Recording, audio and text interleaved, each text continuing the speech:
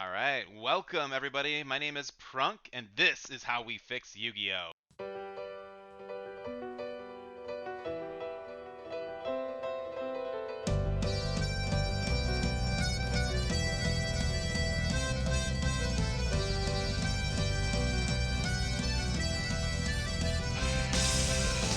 And in case you missed our last episode, we talked about a few things, such as levels, fusions, and just we're trying to set up archetypes for the future. Uh, and we're going to basically just be building off of that. Back in LOB, we talked about why theme is important, and this is going to continue with some key emphasis on those anime cards. But we're going to give some key things missing, some playability in the June 2002 meta. Remember, we're doing this all in context of June 2002. The basic idea is that, well, you play mostly water, fire, wind type monsters. Let's give you a synergy boost. But again, all this kind of falls flat, and you just don't have much ways to protect these small monsters. And so there's not much other synergy bonus in current vanilla normal like Yu-Gi-Oh, but in our format, we got a lot of reason to want to protect these boosters. Let's face it, using a normal summon on a continuous effect card that has 800 attack is rarely going to be worth it. And it's definitely more of a win more strategy. Maybe you have a Sky Scout on the field and then you summon this guy and now he can get over that Dark Elf. That's cool, but you have to be in those kind of situations in order to do it. With that being said, with some of the boosts that we've done in LOB to equip cards and fields, a lot of these cards are now fine. If you equip in Mindless Radiant, a beast card with a beast fangs that now buffs it up to 1000 attack, and then it gets its own plus 500 from its own effects, well, Mindless just became an 1800 beater. And that it also just buffs up the entire squad. So if I'm playing other Earth monsters, then hey, this Milas actually became pretty good. And I can still do this with the fire types. I can still do this with the water types. I can still support last formats ideas with these new cards and give them some use. I mean, at least for a couple sets. Now, these other critters, they also give some cool counter deck options. If you're playing against something who's going all fire type and you play the Starboy, well, hey, I'm going to side deck Starboy because now all your fires are going to have a minus 400. My minions are going to be able to actually get in there for you against you a little bit more now. So, like, there's some cool, almost Pokemon like battle systems that could be used with these cards, and they just were never really used, at least in any deck I've seen from 2002. So, critters with the new changes from the field spells that we got from LOB and the new equipped spells that we got from LOB, well, I'm pretty sure we fixed that. And now they're actually playable and have a place for the future as well as good support buffers if you ever need them. Alright, let's talk about these little guys, the attack directly critters. These guys are cute, and honestly, I remember my cousin coming up and we're sitting at grandma's table and we're playing our game. Everything's going well. I got him on the ropes. I'm low on life, but I got this game in the bag. And I got two monsters on the field, and alright, I'm going to play Leggle. Uh, okay. I'm going to play Stimpack on Leggle. Crap. And I'm going to play this other Stimpack on Leggle. You just made your 1700 beat stick. Oh god. Yeah, I lose the game. Okay, yeah, you got double Stimpack and Leggle. Thanks, Anth. I appreciate it. We need to ban Leggle, guys. But from here, we're just really improving typing, and there's basically a direct attacker for each attribute, so it's a win now because we have that support. And again, those field spells, those equip spells, now we have those extra little boosters to just, hey, I'm going to go direct in and forget your monsters. But otherwise, these cards are never used in tournament play. And if I'm playing Earths and Bugs, then I'm going to be main decking Leggle.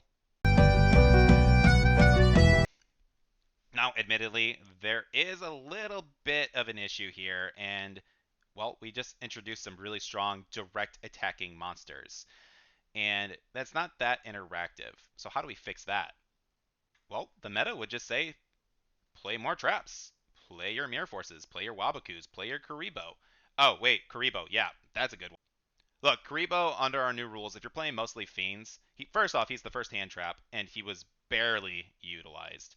But now he's the first hand trap that's with a Yami field spell.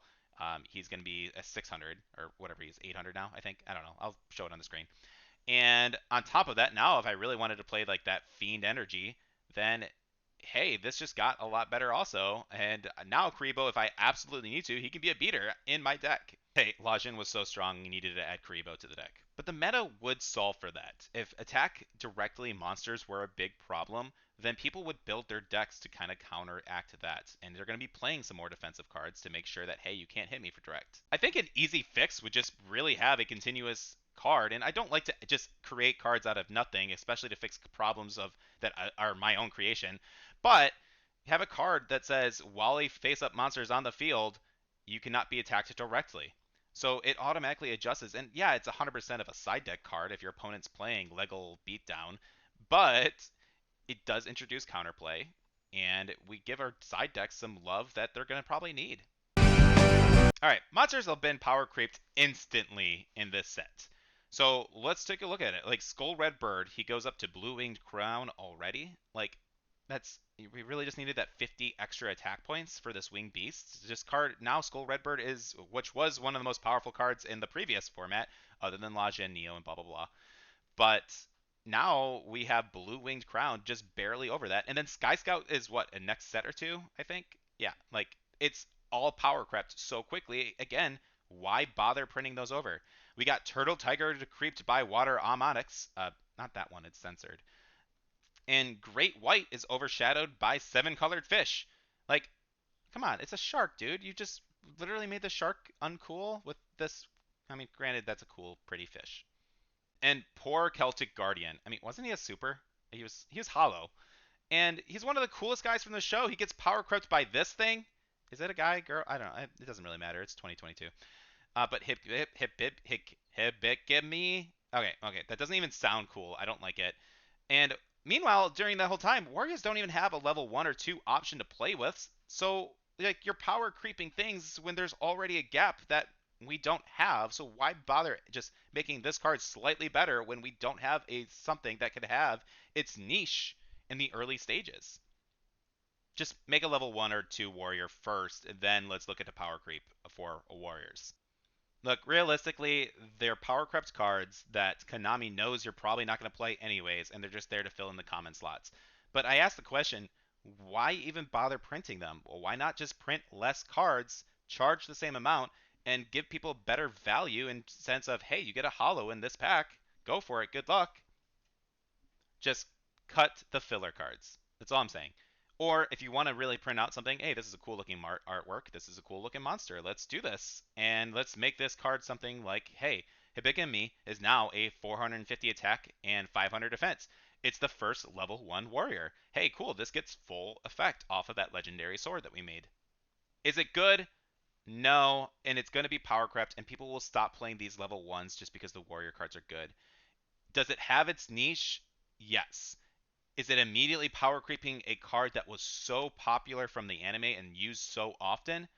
No, not anymore. We just fixed that. Alright, I said it before, I'm big on theme. And so this theme should be all about support. It should be about bringing out those little guys to help the big guys really push that extra damage.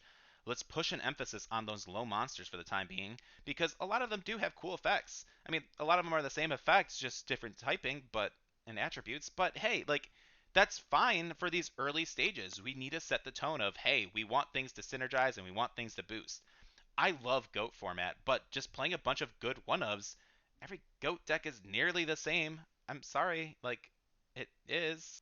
Future me is just like, what is chaos? I don't understand. I'm playing these 7 colored fishes. The point I'm trying to make from that is that we do want to support those little guys, and bringing out some bigger cards because of these little guys that hit the field, it sounds pretty cool to me. It sounds pretty fun. I want those extra buffs, and I want to be rewarded for playing my theme.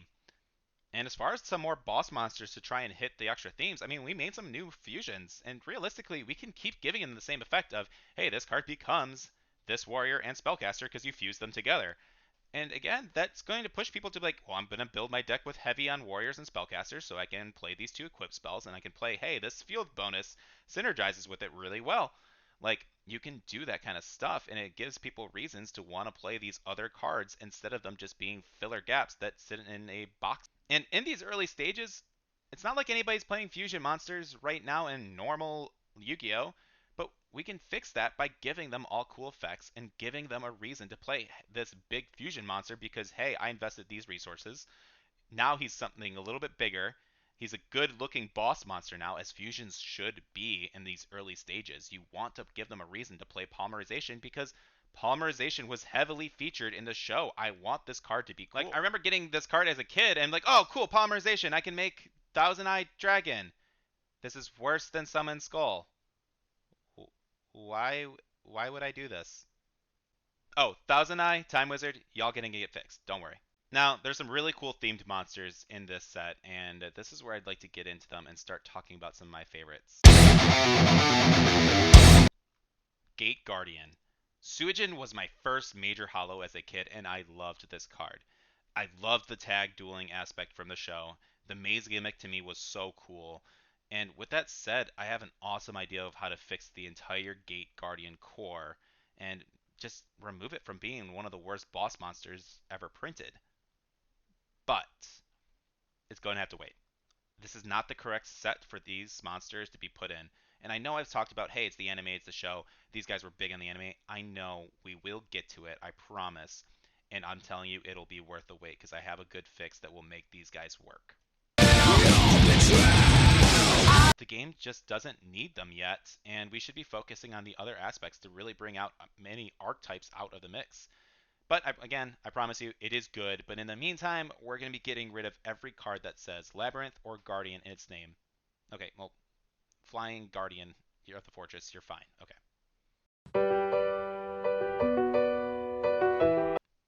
I call these guys the bad effect monsters. They are huge beat sticks, and they cost life points to play. Dark Elf, Jurai Gummo, they're actually fine for the meta. Like, yes, they're power crept cards compared to like playing La Jin and stuff, but at the same time, they earn their spot. They have a big drawback to them, and I think they're still good on their own right. It's just a high risk, high reward option if you want to play really big monsters. And hey, cool, they can get pretty big, unfortunately, with our rules. But I still think it's fine because you are risking your life points to play these high big monsters. Lots of cards are still relevant to get past these for now, and so you know what? Bad monster effect cards, you guys got their approval. You're fine for now. So at this point, we should have a vanilla type of at least levels 1 to 4 of every attribute. It'd be cool to get the typings, but I don't think that's necessary. But we should definitely get the typings of those equip spells that we've done, so that way they can all get their support. We may not have a cool fish equip card, but we still got that cool aqua one, and we can at least give people reasons to play those aqua cards. Now, as far as the boss monsters, we got a bunch of little guys so far, but we should have a couple big monsters. And I'm not saying that all these big guys need to be like level 8 3k beaters because Blue Eyes should be the iconic card. He should be the most powerful tribute monster this early in the game. And the show supports that. And so, again, we stick on theme and build it that way. Really ever going to play Garnicia Elephantis? Like, okay, Bandit Keith played it once and we're supposed to be excited about this 2 tributes 2400 beater. I mean, it beats Gaia. But no, Summon Skull is right there. Why wouldn't I just play Summon Skull? It even has more support in the normal game. There's no reason for this card to exist as it stands yet. Look, in my format, we are at least going to get some Beast Warrior support, and we can build on it later on. Believe it or not, I'm going to leave Mr. Elephant alone for now because I do have a concept that is going to save these guys. My fix? Get some critters with the effect of this card can only be used as a tribute summon for a Beast Warrior and can be used as the full tribute. Like, that fixes some of these weaker, like, big vanillas that are not good. And we can even give it a bonus effect of if this card is tribute summoned for a blank monster, then blank happens. And that could be draw a card. It could be destroy a monster. It could just be gain stats. Like, you can look at each of the themes and say, well, dinosaurs are about stamping destruction. Let's break down something. Or beasts are really vicious in their pack tactics. So let's give them a 500 boost. Like, these effects don't have to be all too crazy. And in fact, I would actually be very hesitant on giving these guys such strong effects because these should be staples that the future of the game could use. And that's really what I want, is these cards to be something that, hey, I can play these in GOAT format, and possibly through Edison, if the right cards come out, that, hey, I'm going to actually grab this Metal Raiders card. It actually has some like viability in today's standards. Some of the best Yu-Gi-Oh has been like, I found this old card that it is really good in today's meta, and when people discover that, it has such a good, just wow, that's really cool. I can't believe this interaction is like that. That's amazing. They being used as a tribute summon for this monster, you do need to play with them carefully, because if we do put those effects too strong, then I don't want to see these cards on the ban list. I want them to be relatively mild effects to get out big vanillas and give those big vanillas some kind of boost for it happening. Think of them as the cards that they're like the mini monarchs that, instead of when they are tribute summoned, when they are tributed. And the game doesn't have that too much yet. And if they do, please tell me in the comments, because I couldn't find anything. Alright, but again, so far in this set, we've introduced big emphasis on attack boosting monsters and direct damage dealers, but we need to give it something oomph. This set is called Meta Raiders. Why? Well, Barrel Dragon's cool. It did see some competitive play at locals, but that's only at the decent machine. No, Time Wizard, I said decent. We're gonna fix you. But Catapult Turtle, I mean, yeah, you made some FTKs. But anyway, here's my suggestion. Metalmorph.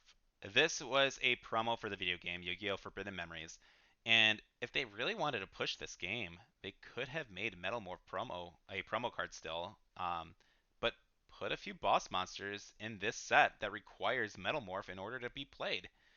Now, you can put a boss monster in the set like Red Eye's Black Metal Dragon, and Metal Zoa is out, like, but Metalmorph is now a fusion spell in a sense. And here's why. Metal Zoa and Black Metal Dragon are now fusion types. Using a card to create another card or give them that synergy boost, yeah, I mean, it makes sense. You can keep that concept with fusions.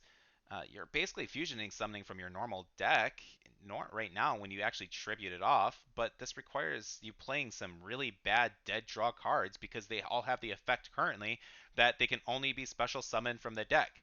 So if you draw this in your hand, it's useless. Do you have to play multiple copies, like, just to try and get this out? No, that doesn't give this deck or theme or even the pack name justice. Metalmorph does need a little bit more to separate itself from polymerization.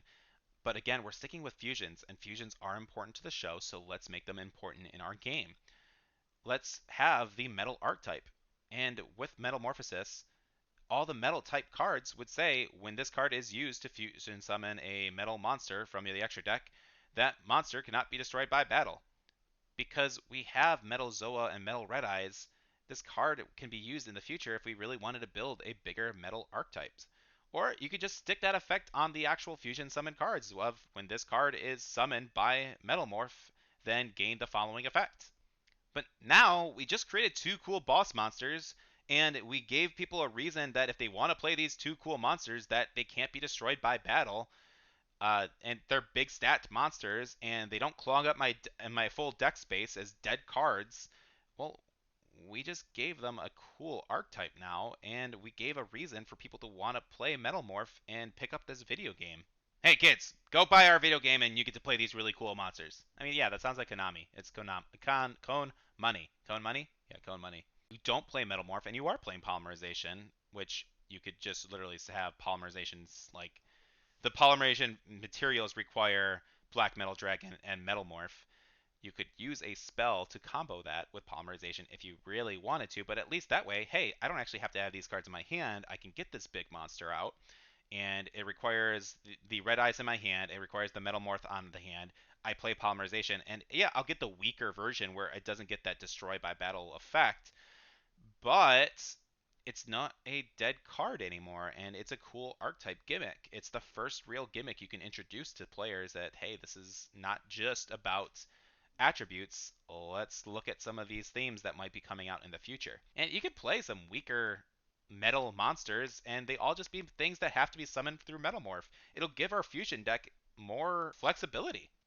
And the nice thing is, all these cards are no longer dead draws, And now we introduced, wait, fusion materials can be used with spells and monsters. We just introduced a new gimmick to the game pretty quickly, yeah, but it's different.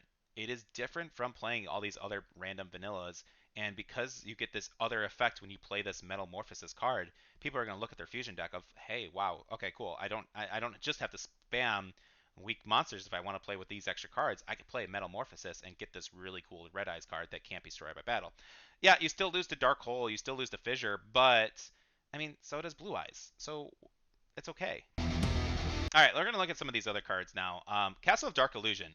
First off, this is pretty easy, but just 900 and 1900. I don't know why the 20s and 30s were a good idea, but dude, that's so annoying as kids. We literally just rounded them down as kids. Um, but this should definitely say, while this card is on the field, give all zombie type monsters 200 attack and defense during your standby phase. This card cannot be targeted while another zombie monster is on the field. So we give that card its theme, and in the anime, it was a cool card. It was a definitely nobody could reach of the flotation ring until Yu-Gi-Oh cheated. But it's a simpler and a playable fix to the card. And again, we stick on the theme of weak card buffs bigger monsters, and that's what this theme and early set Yu-Gi-Oh should be about. Now, in the show, it buffed mostly fiends, and I do feel like it probably should have been fiends over zombies. And honestly, we could still throw that in. Hey, you play zombies and fiends in this deck with Castle of Dark Illusions, you're going to get this field buff from this castle. And King of Ghosts can still be supported by the Castle of Dark Illusion, and just treat it as a siphoning card. And it just makes it miles better and in theme, and it matches with the show. Like, now we just need to figure out a way to knock off the flotation ring to lose. So, Pumpkin King, here's my pitch for you. When this card is tribute summoned while Dark Illusion is face up on the field, gain all attack and defense power that has been given to other monsters by Dark Illusion's effect. Admittedly, this might be hard to keep track of, but if you're playing this combo, you should be responsibility and say, hey, this zombie has been buffed from castle twice, and so on.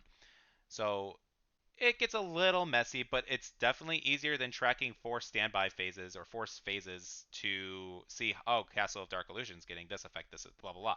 Like, and Castle of Dark Illusions should not be a flip effect card. That's really bad. I mean, I guess it could be a flip if you really wanted to, but I don't see a problem with normal summoning Castle and protecting it with Wabaku to make sure that you get your effects. And I do feel like it's more interactive if it's just while this face-up card is on the field, all other blanks.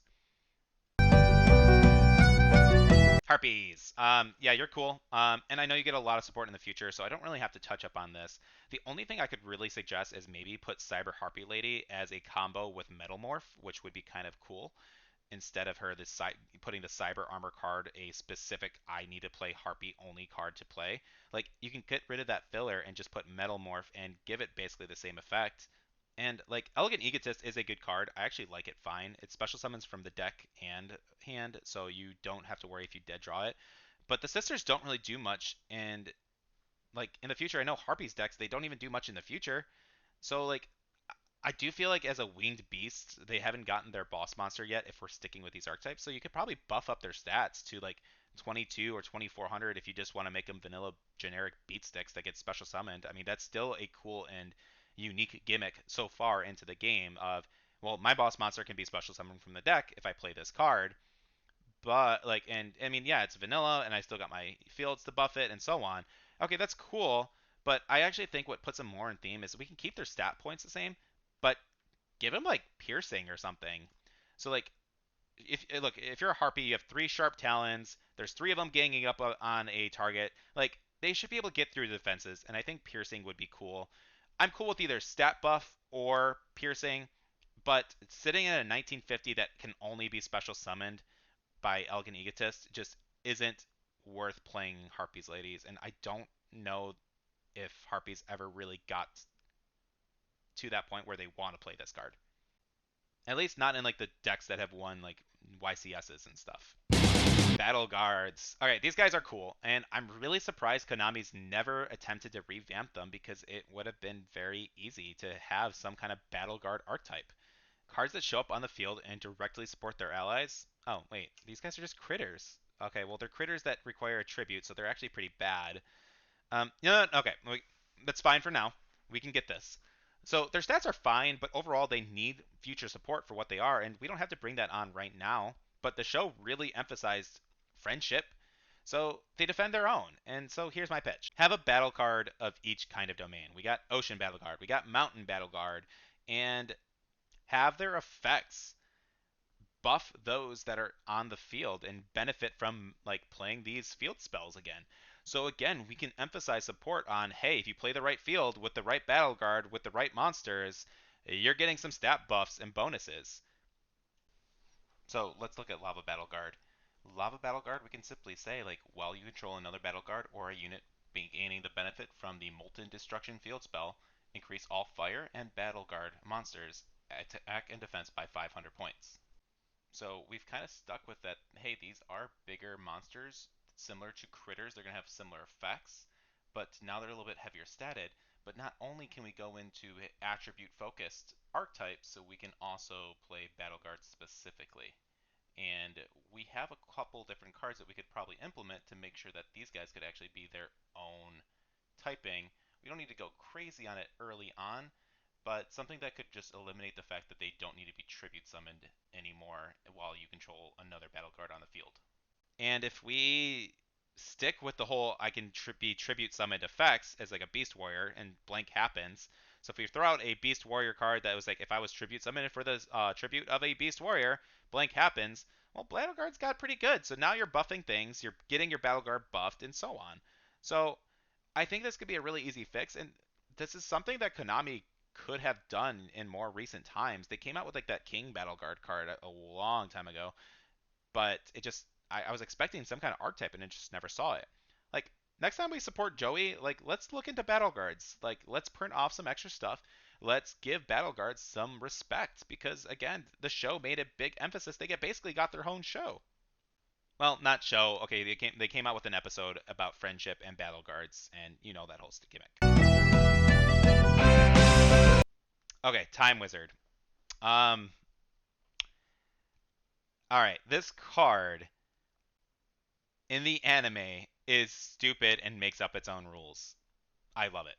So we're gonna keep the destruction effect live for Time Wizard. I think it's fine. It makes sense. You're fast forwarding through time, but it's gonna have the extra effect. If you have successfully called the coin toss, you may use this card and another fusion material listed on a card in your fusion deck that is on the field as material to special summon that monster from your extra deck. I probably could have butchered that wording, and there's probably better ways to explain it, but long story short, you are now able to summon, if you have Baby Dragon and Time Wizard on the field, you can special summon Thousand Eyes Dragon from your deck. And that should be fine. We don't actually have to make Thousand Dragon anything more than a vanilla if we really wanted to. Like maybe we could probably do something with the card effect again to kind of give us that boss monster mentality, but you realistically just wiped the opponent's board and traded a 1200 Baby Dragon's 1200 and a Time Wizard for a 2400 beater from your extra deck. I mean, that's pretty decent. I mean, again, it's not going to be meta in terms of like I want to play Time Wizards, but it keeps the card on theme. It replicates what we've seen on the anime, and we can have other Time Wizard cards that will have these similar effects. And what's the Dark Magician card will show up eventually and have the same bonus. So we don't need to be polymerization with Time Wizard. I think these cards should be you have to successfully call heads or tails in order to get these fusion summons. It's high risk, high reward. It's a Joey card. Let's make it a Joey monster. All right, and we got to talk about Great Moth. I've dropped some Weevil love already, but boy, is this going to need some love here. So let's look at Petite Moth, Cocoon of Evolution, and Perfectly Ultimate Great Moth. And the answer here is simple. Cocoon is now just a spell card. And we can make this function kind of like a future fusion in a way. So here's my pitch. Cocoon now reads tribute 1 face up level 1 or 2 insect monster on your field and summon a 0 2000 Cocoon token. When this token is destroyed by battle or a card effect, special summon Great Moth from your hand or deck. During each of your standby phases, this card remains on the field and add a Great Moth counter. Your Great Moth gains an extra 500 attack and defense points for each counter on the card when destroyed. Okay, that's a lot to read. We're going to replace Great Moth stats with something like 2000 2000, but now it has the potential to grow higher. It functions similar to the anime where the cocoon needs time to unleash its full power. But if you need that instant 2k beatstick, then your opponent's going to have to deal with a pretty powerful card, and it's going to come out one way or the other. So you're not just stuck on nothing and wasting these cards for no reason. Some of these other cards, Cyber Source, yeah, you can absolutely be treated as a cyber card. Why not? Sword of Deep Seated. I mean, I just cut this card altogether. It just gets replaced with Nuzzler, and no point. And the stim pack's already better than this too. I guess it's a 500 generic. Little Swordsman of Ale. Just make it permanent. Why would we care? Would be a 1500 beater that you sacrificed another monster for. Like, it's not that scary. And even if you sacrifice two monsters, it's only gonna be 2200 for two sacrifices. That's worse than tribute summoning Gaia. It's yeah. Uh, this is a delete card, but if we talk about adding things that can be tributed and giving people effects for being tributed, this card could actually be pretty good. Insect Soldier of the Sky, just make it while you control another wind monster. Nobody is playing any wind monsters in OG because you haven't given them a reason to. This card is pointless otherwise, but in our format it actually plays good because you could play Harpies and Bugs. Yado Karu. When this card is changed from attack to defense, you may place any number of cards from your hand to the bottom of your deck in any order you desire.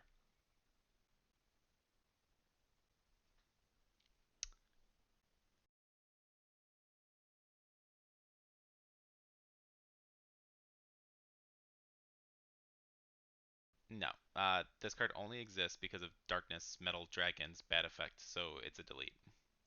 Twin-headed Thunder Dragon. Honestly, it's fine. Remember, we're not trying to just buff every card to make things playable. And Thunder Dragons are actually pretty strong early on. And now we're just playing Poly more often, so this card is going to see a lot more play, especially because you open Poly and Thunder Dragon, then you already get a 2800 beat stick out on turn one. That's pretty good. I think it's fine as it is. It can stay a vanilla. I think players will still flex to playing a lot more of level 4s and beatdowns as far as the meta if this was concerned. But we did make a different type of play and where you could bring out some other stuff, and we kept things on theme. We really hit the theme of Metal Raiders with some more cool machine stuff and metalmorphosis. Decks we're going to see some still vanillas play, and we should have some low levels and fields and early equip spells to really make sure that these cards didn't get power crept out of existence in one set after printing them. Some of these other cards like Sword and Shield, Block Attack, Soul Release, which gets crazy good with our fusion summoning mechanics now. But we keep introducing cards from the anime in these upcoming sets to get people really excited for more themes and monsters to play. But as of right now, guys, I think we just fixed Metal Raiders. Thank you guys again for watching these. If you do enjoy it, like and subscribe. Do all the YouTube stuff. And again, I'm just kind of doing these for fun. If you like my rants, awesome. If you don't like my rants, then I'm sorry. I try to be funny. I just not most of the time. But hopefully, I've at least kind of triggered some ideas of, hey, yeah, this would have been really cool concept. And I know all this is in the perspective of in the past, but I just like talking about the game design stuff. So if you do like this and you want to see more, please like and subscribe. Thanks again. Peace out.